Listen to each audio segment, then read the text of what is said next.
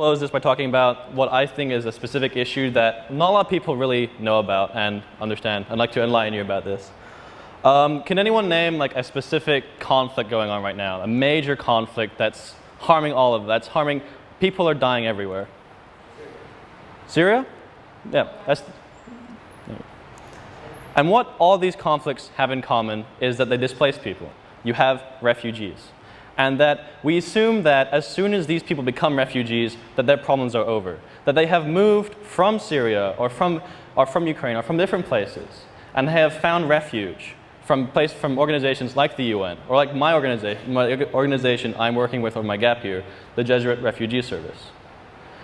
We assume that once they become this refugee, that all their problems go away. But in my experience and the way I've talked to people working at the Jesuit Refugee Service, this is when their problems really begin. Because in most cases, whether it be in Lebanon, and whether it be in Lebanon, or whether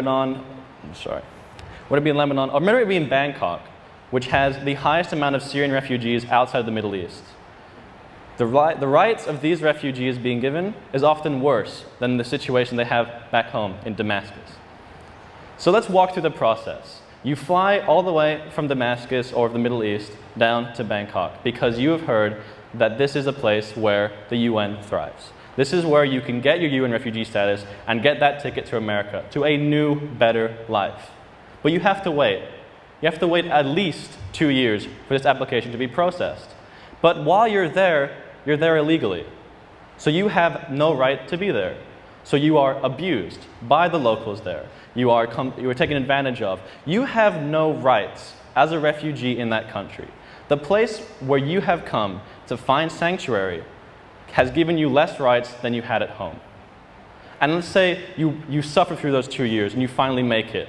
You get that ticket saying that you are a certified UN refugee. What happens then? The Thai government arrests you, as happens in every other place in the world. Because you were there illegally for 2 years, and this is the only proof they have of you ever entering the country. So there are men, women, and children, young as 6 months old, separated from their families and put in individual cells for 3 years at a minimum. There are kids who entirely grow up away from their parents, away from their family, receiving as little as one bowl of rice a day, as that's it.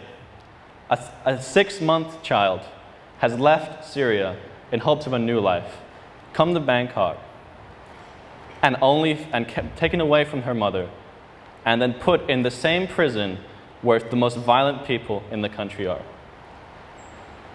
So we must remember that for these refugees, for these hundreds and thousands, even millions of people who are being displaced every time a conflict starts, that once they become a refugee, that's when we really need to start caring about them.